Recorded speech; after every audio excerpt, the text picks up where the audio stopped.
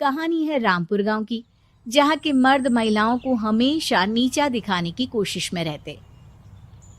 अरे अभी तक खाना नहीं आया क्या? मुझे एक और शादी करने की जरूरत है। नहीं जी नहीं, ऐसा मत करना, वरना मैं कहाँ जाऊंगी। खाना लेकर मैं अभी आई जी। गांव की पंचायत में भी फैसले हमेशा औरतों के खिलाफ ही रहते। मैं जो फैसला सुनाता हूँ वो भगवान की आज्ञा होती है। इस लड़के ने अपने मन से शादी करके अच्छा नहीं किया। लड़के को घर भेज दो और इसकी शादी इसकी जाति की किसी लड़के से करवा दो। लेकिन ये लड़की, इसे तो गांव के बाहर निकाल दो। नहीं नहीं जमींदार साहब, ये क्या बोल रहे हैं? ऐसा नहीं हो सकता। मेरी बेटी मासूम है, इसे अच्छे बुरे की समझ नहीं है। अरे कहाँ जाएगी ये बेचारी? कहाँ जाएगी? इतनी चिंता है तो पूरे परिवार का गांव निकाला कर देते हैं। बेचारे पूरे बसे बसाए परिवार को गांव छोड़ना पड़ता है।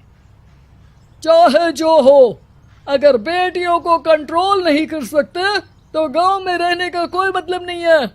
यहाँ औरतों को दब कर रहना होगा। कोई भी अपने हिसाब से कुछ नहीं कर सकता, सब ईश्वर की मर्जी से ही होगा। तभी गांव का एक आदमी दौड़ा दौड़ा आता है। सरपंच साहब, जमींदार साहब, वो कालिया है ना, उसकी बेटी पढ़ने के लिए शहर जा रही है। अच्छा, ये कब हो गया? और कालिया की हिम्मत कैसे हो गई ऐसा करने की? लेकर आओ उसे और उसकी बेटी को। बस फिर क्या था, हाजिर हो जाते हैं कालिया और उसकी बेटी सरपंच के सामने। अरे कालिया, ये क्या सुनने में आ रहा है? बेटी को इंजीनियर बना रहा है तू? और ये बता, गांव में तो स्कूल नहीं है, फिर कहां से इतनी क्लास पास कर गई तेरी बेटी? राधा, जो कि कालिया की बेटी है, उसे लगता है कि सरपंच उसकी तारीफ कर रहे हैं। सरपंच जी, मैंने ऑनलाइन पढ़ाई की है, डिस्टेंस लर्निंग से। सभी में मैंने अच्छे नंबर पाए हैं, जिसे देखते हुए शहर की इंजीनियरिंग कॉलेज में मुझे स्कॉलरशिप मिली है। वाह जी वाह, क्या होती है ये? पहले तो ये बताओ, फिर आगे की बात करते हैं। पूरा गांव राधा की बात सुन रहा था और राधा बोलती जा रही थी। तो ऐसे मैं फ्री में एक अच्छी शिक्षा लेकर गांव में जो कुछ परेशानियां हैं, जैसे बिजली, पानी और इंटरनेट जैसी समस्याओं के लिए काम करूंगी। मैं गांव को शहर से जोड़ने के लिए पुल का निर्माण करवाने का प्रस्ताव रखूंगी। मुझे पूरी उम्मीद है कि जल्द ही हमारा गांव भी तरक्की की राह पर चल पड़ेगा। राधा की बात सुनकर सारे गांव वाले ताली बजाने लगते हैं। सरपंच को समझ नहीं आता कि वो क्या करे। चुप रह नादान लड़की, गांव के खिलाफ जाने के लिए तुझे गांव से बेदखल कर दिया जाएगा, वो भी पूरे परिवार के साथ। और हाँ, अगर ठीक से गांव में रहना चाहती है तो ये पढ़ाई लिखाई छोड़ दे। हम तेरे लिए गांव का कोई होनहार लड़का देखेंगे। तभी गांव का एक आदमी बोल पड़ता है। अरे नहीं नहीं सरपंच जी, राधा बिटिया जो बता रही है, अगर वैसा हो जाए तो हम लोगों को पैसा कमाने के लिए बाहर नहीं जाना पड़ेगा। हाँ जी, और ना ही कोसों दूर पानी के लिए भटकना पड़ेगा। हमारे बच्चे भी अच्छी पढ़ाई कर सकेंगे और आगे बढ़ेंगे, ना कि हमारी तरह खेती करते बैठेंगे। क्यों गांव वालों, राधा बिटिया का साथ देना चाहिए ना। सरपंच देखता है कि गांव राधा के साथ है तो वो चुप हो जाता है। वो घर आकर अपने सलाहकार से बात करता है, जो बहुत ही चालाक किस्म का इंसान होता है। अरे सरपंच साहब, आपको बहुत ही होशियारी से काम लेना पड़ेगा। एक बार गांव तरक्की कर गया, यहाँ के बालक पढ़ लिए तो कोई ना पूछेगा आपको। और फिर ये जो बेटा और बेटी है ना आपके, इनको भी आम लोगों की तरह ही जीवन जीना होगा।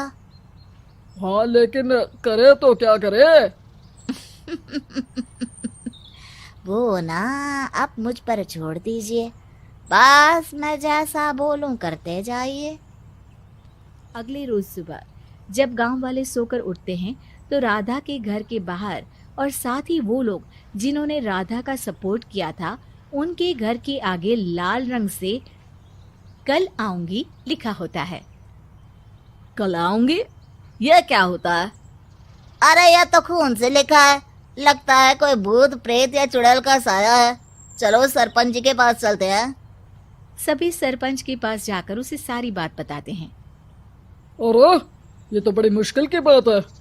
चलो मैं एक बाबा को जानता हूँ, उन्हें बुला लेता हूँ। सरपंच बाबा को लेकर गांव के घर के बाहर जाता है। ओहो, तो ये वो चुड़ैल है जो उन लोगों को निशाना बनाते हैं जो गांव को बदलने का सपना देखते हैं। वो गांव को ऐसे ही संपन्न देखना चाहती है। वो नहीं चाहती कि कोई बाहरी यहाँ का कायाकल्प करे। क्या तुम लोगों में से किसी ने गांव को बदलने की सोच रखी है? तभी राधा की माँ रोते रोते आती है। मेरी राधा घर से गायब हो गई है। अरे कोई तो बचाओ, मेरी बच्ची कहाँ गई?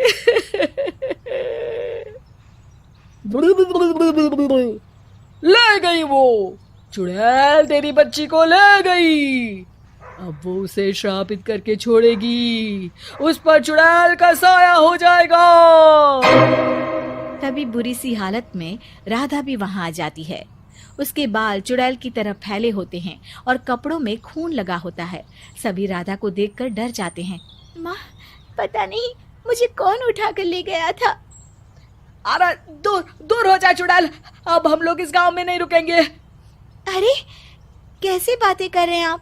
कल तो आप मेरे भरोसे गांव का हुलिया बदलने, अपने बच्चों को पढ़ाने और तरक्की उन्नति की बात कर रहे थे, तो आज क्या हो गया आपको? ये फिर तुम लोगों को बहकाएगी। ये चुड़ैल गांव में आ चुकी है, ऐसे ही ये तुम्हारे घर के बच्चों को भी ले जाएगी। गांव वाले राधा को गांव से बाहर निकाल देते हैं। उसके माँ बाप रोते रहते हैं, लेकिन गांव वाले नहीं मानते। मैं भी अपनी बहन के साथ गांव के बाहर रहूंगा, लेकिन वो पढ़ाई नहीं छोड़ेगी। वहीं सरपंच के घर पर सलाहकार कहता है। देखा, सांप भी मर गया और लाठी भी नहीं टूटी।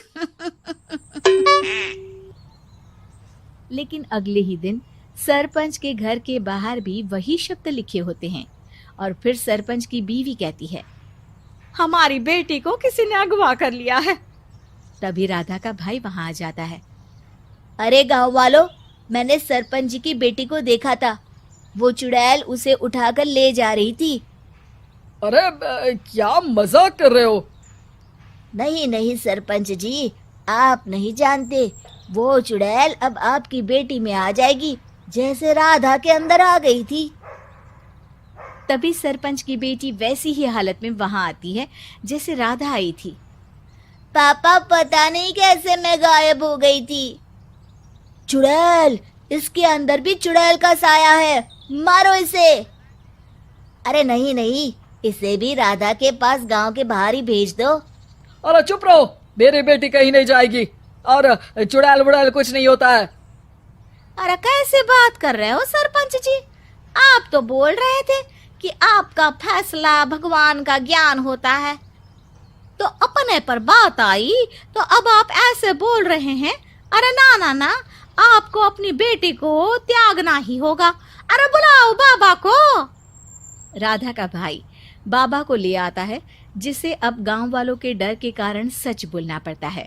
मैं कोई बाबा नहीं हूँ, मैं तो मोची था। ये सलाहकार महोदय ने मुझे कहा था एक्टिंग करने को। अब वो मुझे पैसे देने वाले हैं। अब मुझे माफ कर दो। गलती हो गई, मुझे माफ कर दो।